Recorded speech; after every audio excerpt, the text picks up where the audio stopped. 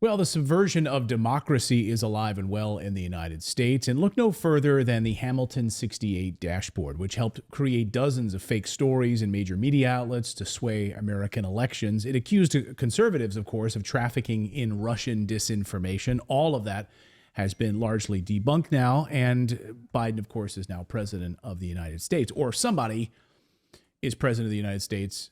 Biden is there, but somebody's clearly running the United States. So did it actually work? Well, now a whistleblower has come forward to detail her employer's role in helping to create disinformation that could be uploaded and spread on this Hamilton 68 dashboard. Our next guest broke this story and spoke to this whistleblower. Paul Thacker wrote a deep dive story on his Substack about this, which we'll have linked up below. And investigative journalist Paul Thacker joins us now for the first time on Redacted. Paul, great to have you here. Hey, thanks for having me. So I think maybe first, before we get into Betsy, which is the whistleblower you spoke to, maybe it would be instructive for our audience if you could explain a little bit about how Hamilton 68 as this dashboard, what did it actually do? How did it function? So I didn't follow the stories when they came out in 2015, 2016.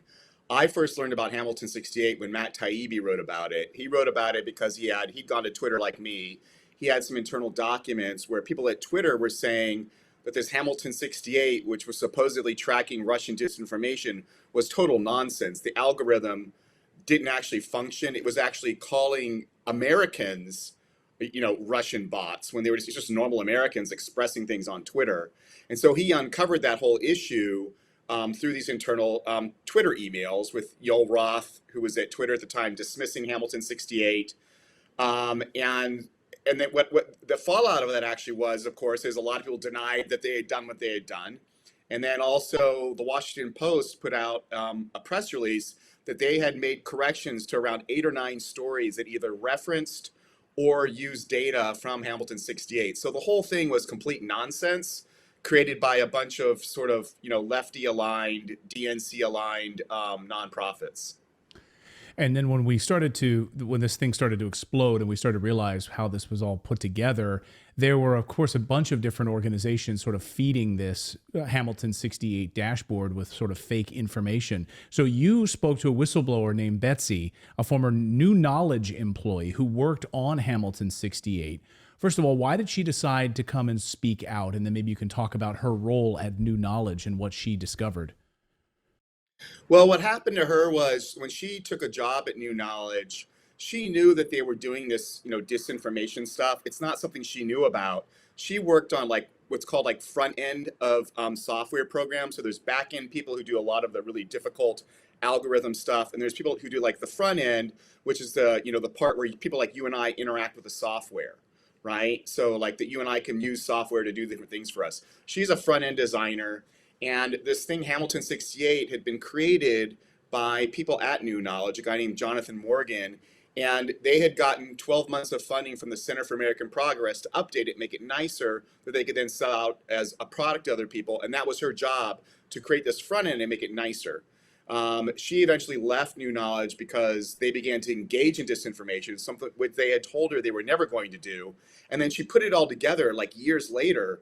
She didn't realize at the time it was happening while she was working there. And then she put it all together later when these articles came out in the New York Times, and the Post about what New Knowledge was doing, which is they had engaged in a disinformation campaign in an Alabama Senate election. Can you walk us through what exactly they were putting out, what fake information they were putting out, this disinformation? Sure. So New Knowledge had been paid for, and it's always very unclear. It's always very gray, of course, because this is disinformation. So it's designed to disinform you. And the people who are experts in it, that's what they do, is they create disinformation. But what had happened in Alabama is New Knowledge and these other groups had worked together to create Russian bots that began to track a guy running for Senate in Alabama.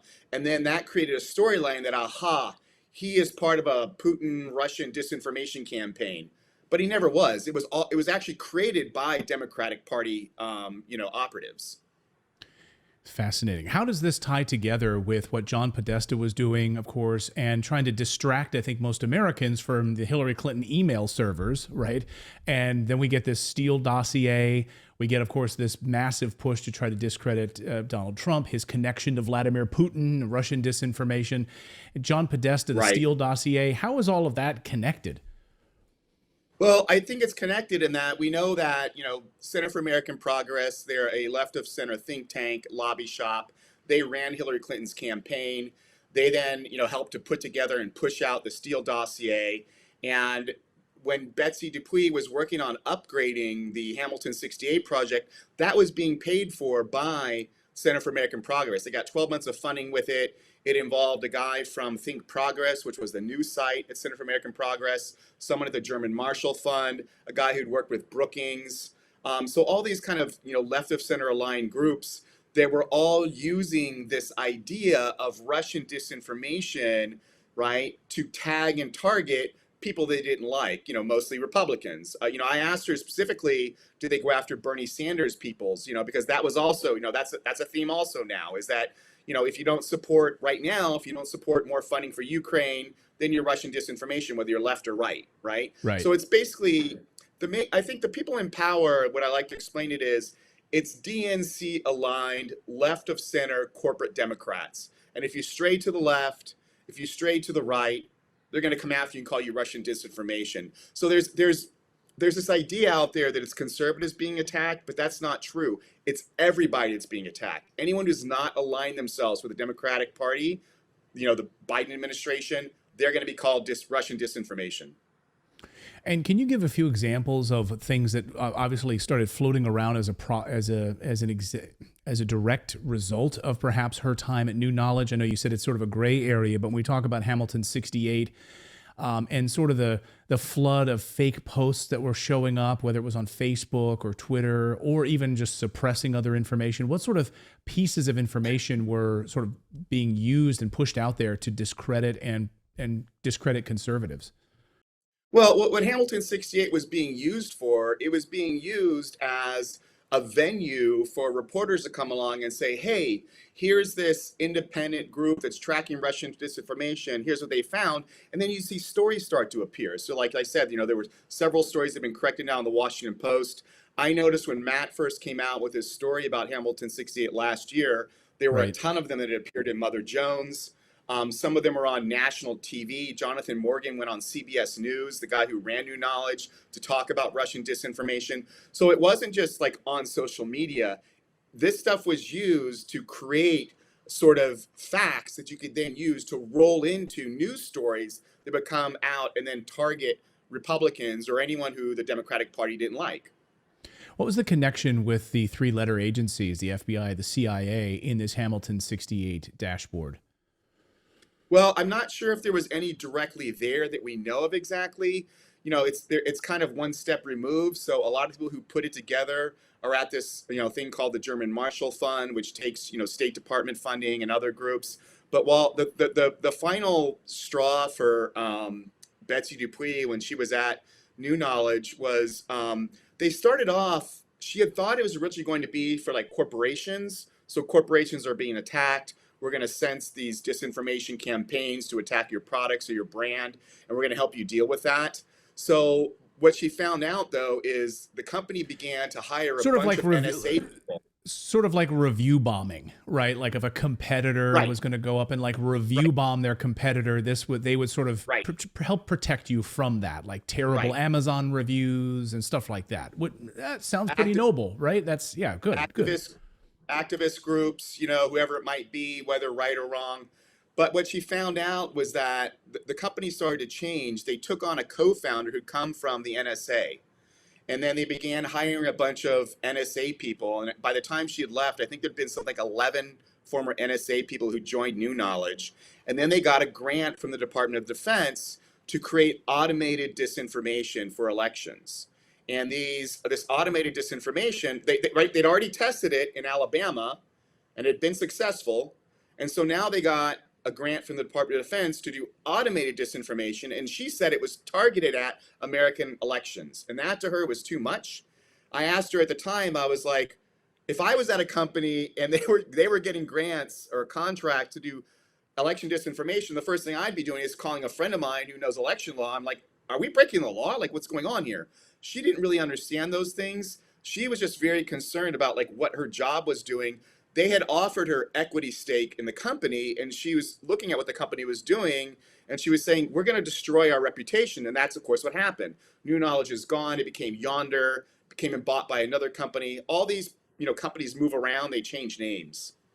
So that's what I was gonna get you out of here on this question, Paul, which is New Knowledge still there? Are there pieces of it that still exist? And is Hamilton 68, this dashboard, still up and operational in some capacity? I find it very hard to believe that these things disappear into the ether and then they're done. We're going to look back on this 20 years from now. Can you believe what they did in the 2020 election? Good thing we've totally changed in the United States. Is this stuff still working? Oh, it's still out there. The Post reporter who covered this, he went on NPR, and I saw his interview, and it was great what he said. He's like, the only thing I know what happened with this whole entire, election disinformation campaign that New Knowledge ran in Alabama is that everyone denies what they did. No one seems to know that they were involved. The one person I think that's most interesting out of all this is Renee DiResta. She went from New Knowledge. She's now an academic at Stanford. She's considered a disinformation scholar at Stanford University. She was involved in the Project Alabama, Project Birmingham in Alabama, the election disinformation campaign. And she's now quoted regularly in the Washington Post and the New York Times as an expert on disinformation. So it's not harmed her career. She's moved up. That's how you get promoted. I mean, this is the same thing. Yeah. I mean, Nina Jankowicz, you fall on your feet and you get elevated and you get promoted in these positions. Right. It's unbelievable. You get impeached, you get promoted in the United States. I said I was going to get you out of here a second ago, but I'm curious now. It seems like this strategy has morphed, less so maybe about disinformation, maybe more now about censorship in a way. I mean, we're certainly seeing the big tech company collusion, of course, with the government.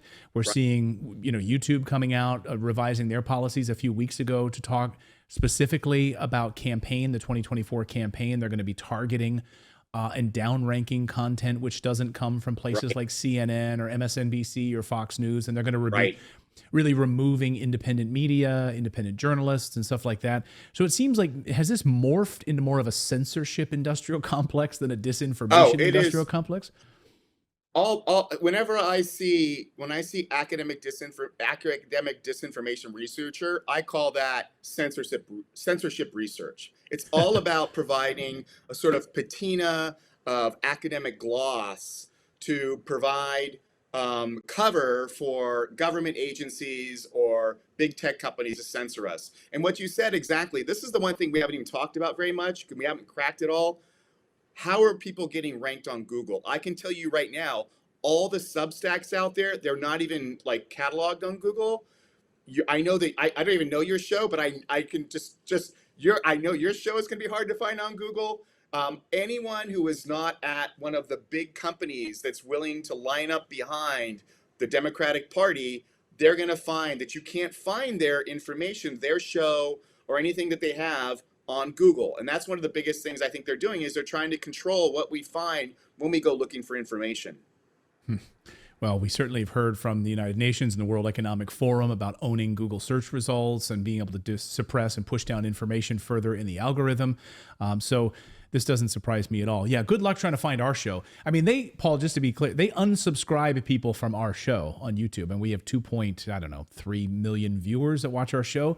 And people routinely every month tell us that YouTube unsubscribes them from our channel. Like, they didn't choose to be unsubscribed. YouTube takes it upon themselves to tell you shouldn't be watching this, and then they will recommend CNN videos in its place. It'll show up in the right sidebar as CNN videos for them to watch. So I mean, every time I see someone now on Twitter talking about how their YouTube got taken down or their show has been whatever, I'm like, my first response is, why are you even trying to be on YouTube anymore? Yeah, right. I mean, just to let you know, for my newsletter, right? I mean, I'm an award-winning journalist, investigative journalist.